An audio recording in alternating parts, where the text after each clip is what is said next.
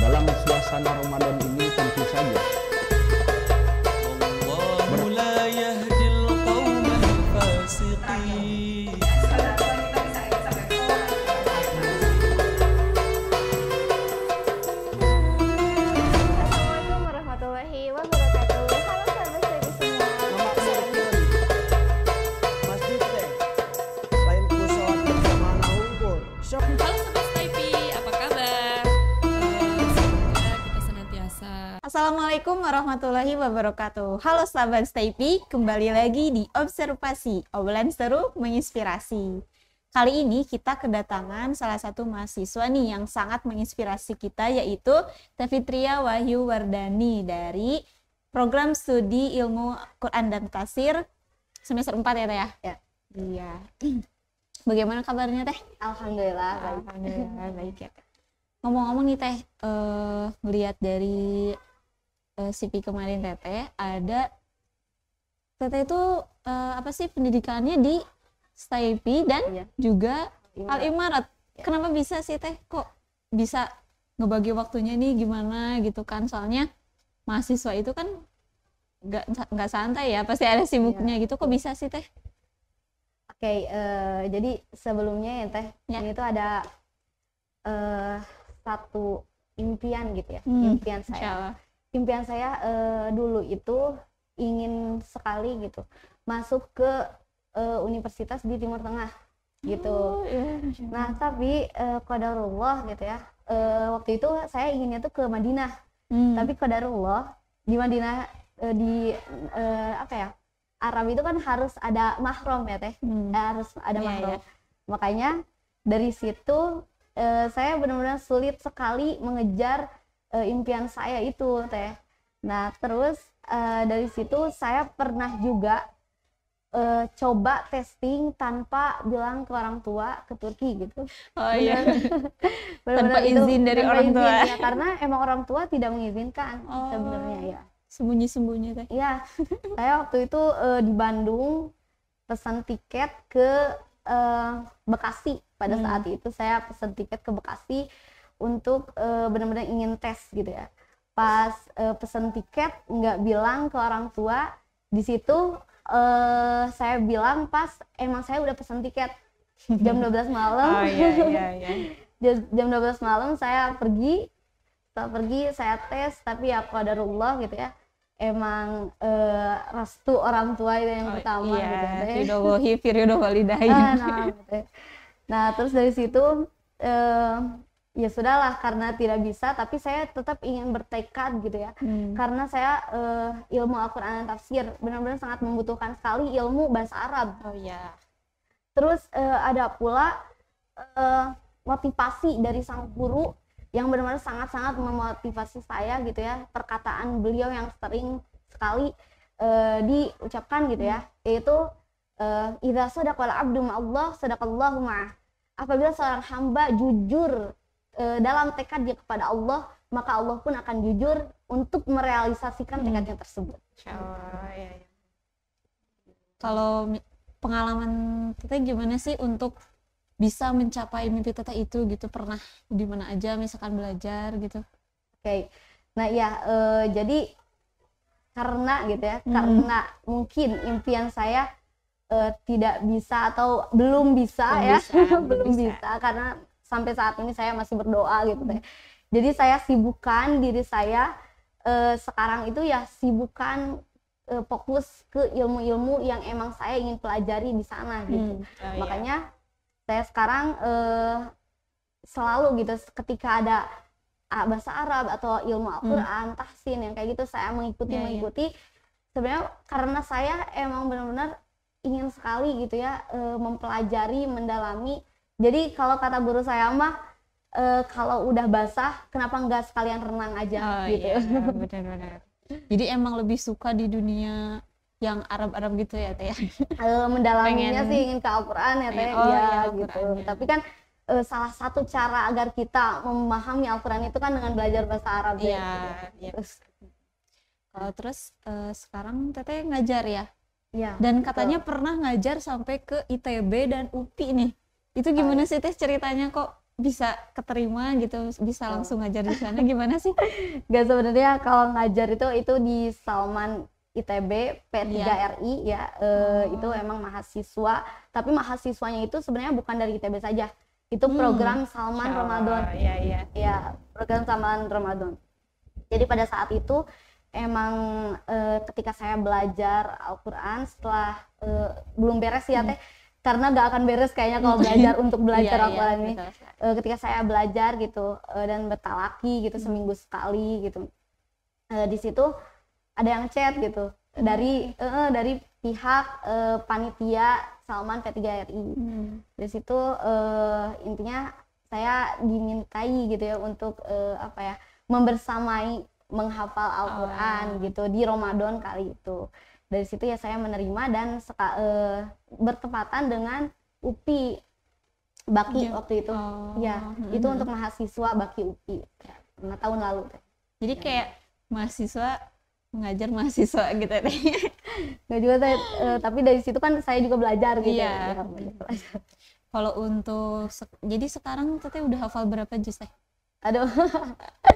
Kalau untuk menghafal itu saya sampai sekarang itu ya masih menghafal Teh, karena gimana ya Teh, emang benar sih menghafal melupakannya tuh emang benar-benar cepet sekali ya. Iya, cepet banget gitu.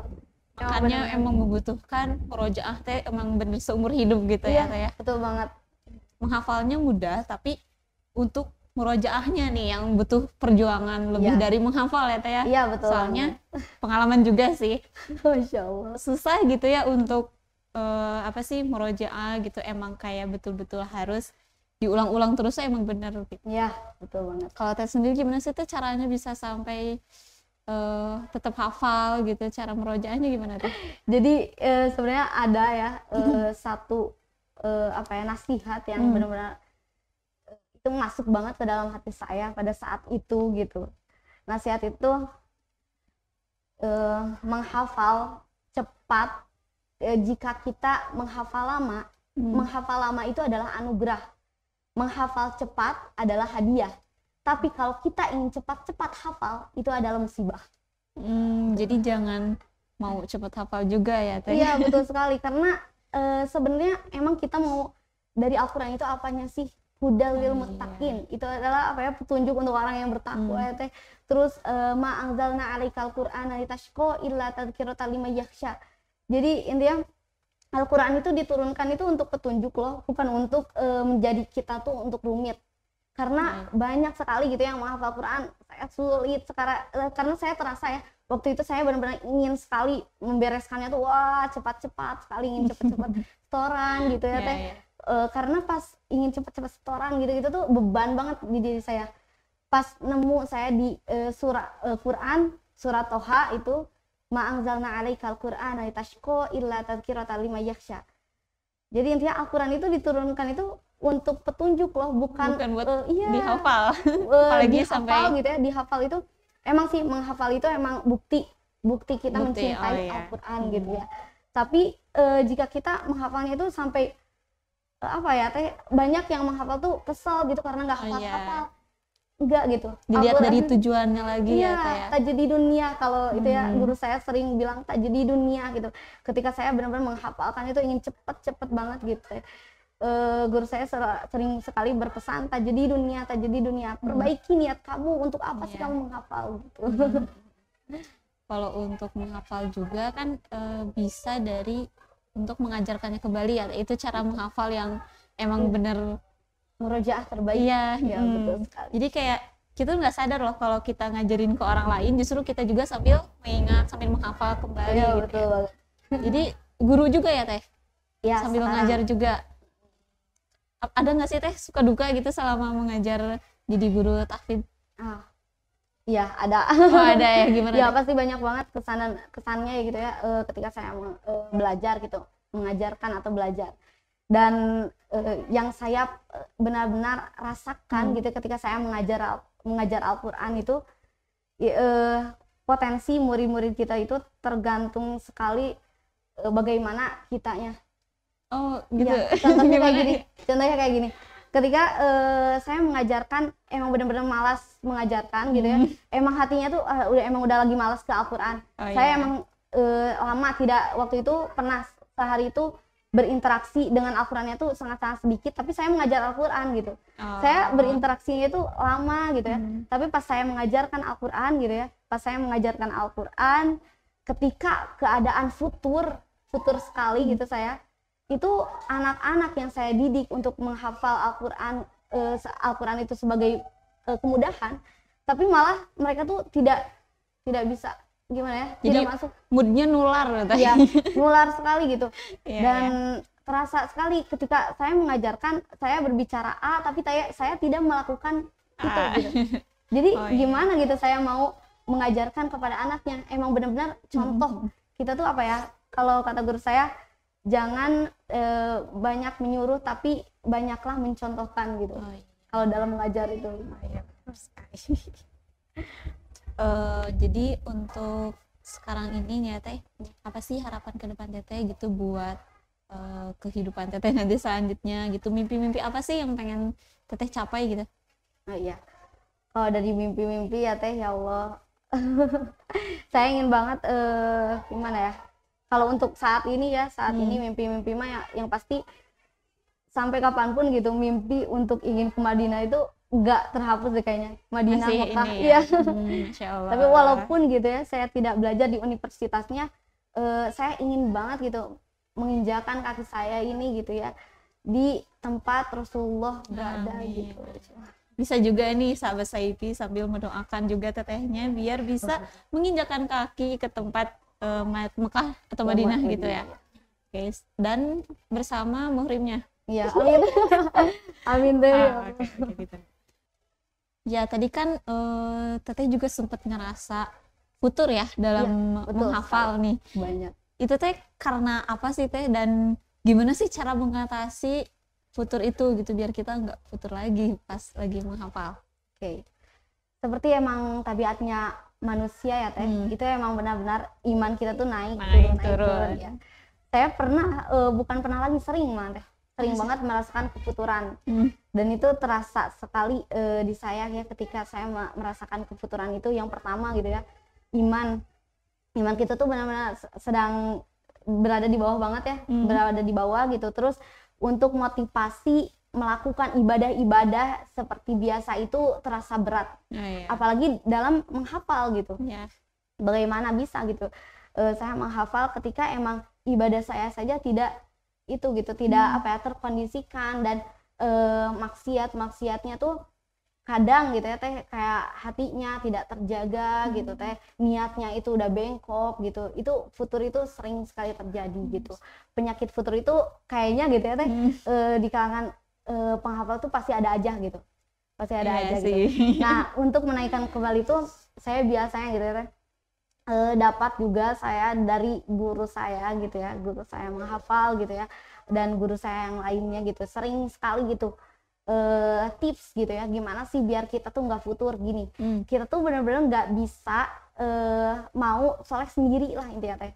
Jadi emang benar-benar kita tuh harus partner itu penting juga Teh. Partner, kita harus punya guru, kita harus punya partner. Biar apa? Biar kita tuh stabil, biar ada yang mengingatkan juga ya Teh ya. Teh. Biar ada yang mengingatkan ketika kita benar-benar ada di bawah Teh. Nah terus yang pertama emang kita harus punya partner yang emang benar-benar kuat gitu dalam mengingatkan kita gitu. Yang kedua, ketika kita sulit untuk membaca Al-Quran, menghafal Al-Quran, coba sehari itu kita tuh harus meluangkan, jangan menjadikan Al-Quran itu di sisa waktu, benar-benar harus diluangkan, berapapun itu harus diluangkan. Karena apa ya Teh, ketika ada orang gitu ya ditanya kenapa kamu tidak membaca Al-Quran hari ini, dan jawabannya itu sibuk, jangan sampai gitu, kalau kata guru saya Teh, jangan sampai kita berkata ketika kita nggak bisa baca Al-Quran dengan alasan saya sibuk, seolah-olah orang yang menghafal Al-Quran ini atau orang yang membaca Al-Quran itu adalah orang-orang yang pengangguran, ya kan, kalau sibuk gitu. Tapi ya udah gitu, dalam sehari itu tidak mungkin nanti 24 jam gitu ya. Jadi tipsnya itu sok baca minimal harus ada yang diluangkan sedikit pun, berapapun itu harus ada gitu. Jika emang benar-benar berat sekali tidak bisa membaca Al-Quran, coba pegang Al-Quran dan perhatikan Al-Quran dan pikirkan lagi kenapa kita sampai tidak bisa menerima Al-Quran, kenapa hati kita tidak menerima Al-Quran tuh sebab apa, dosa apa sih yang membuat kita sulit untuk membaca Al-Quran. Atau kalau nggak bisa kayak gitu juga, coba dengerin aja nasihat-nasihat dari guru-guru gitu. Jadi meluangkan waktu untuk Al-Quran ya, bukan menunggu waktu luang. Iya, jadi jangan sebisa mungkin sesibuk panyesaan apapun. tapi kalau di Indonesia ya. Oh iya. Kalau di Sunda, Sunda. iya, di Sunda itu Oke. panyesaan waktu gitu. Kalau ngomong-ngomong tentang tadi nih impian Teteh pengen ke Mekah gitu ya, pengen ke Madinah. Kenapa sih Teh? Apa sih alasan sampai pengen banget gitu ya ke sana? Soalnya kan kalau pikiran orang luar gitu ya, kan masih ada nih negeri-negeri yang lain gitu misalkan. Ya, Apa sih alasannya Teh? Ya, yang pertama ya Allah, Masya Allah, itu adalah Baitullah. Iya. Baitullah Masya Allah. itu Baitullah itu Mekah gitu ya. Dan Madinah itu tempat, ya di sana lah tempat Islam pertama kali lah intinya ya Teh. Itu adalah tempat Al-Quran diturunkan gitu, Masya Allah sekali gitu ya. Terus Rasulullah ketika berjuang di sana benar-benar saya ingin sekali gitu ya merasakan atau melihat secara langsung, dan sampai saya pernah mimpi gitu Teh, pernah mimpi asli. dan saya benar-benar mimpi Mimpi. asli melihat Ka'bah secara jelas gitu, dan Masya Allah. itu benar-benar mimpian yang ingin disegerakan gitu. Amin, amin. Tanda-tanda mungkin Teh itu dari Ya Allah, Allah. amin. Allahumma amin. Ya semoga kita juga bisa malah bareng-bareng ke sana ya Teh. Amin. Ih, Itu bisa. tuh emang Mekah teh apa ya, impian setiap muslim ya Iya. pengen ke sana. Harusnya iya. Karena kan umroh. Umroh, haji. Ya Teteh, alhamdulillah, terima kasih banyak. Semoga sukses selalu ya Teh. Ya. Amin, ya Semoga Allah. semua impian Tetehnya ini tercapai semua. Ya sahabat Sayupi, terima kasih yang udah nonton sambil ngabuburit ya Teh ya. Kita itu terima kasih Teteh udah nemenin kita ngabuburit nih sampai sebentar lagi juga azan mungkin ya Teh ya. Ya, terima kasih untuk sahabat Sayupi semua. Jangan lupa like, comment, share, dan subscribe. Tetap dukung media dakwah kami di Instagram @stai_persis_bandung, di YouTube channel kami Staypi Bandung Official, dan Facebook kami di Staypi Bandung. Terima kasih ya Teh. Ya, siap Teh.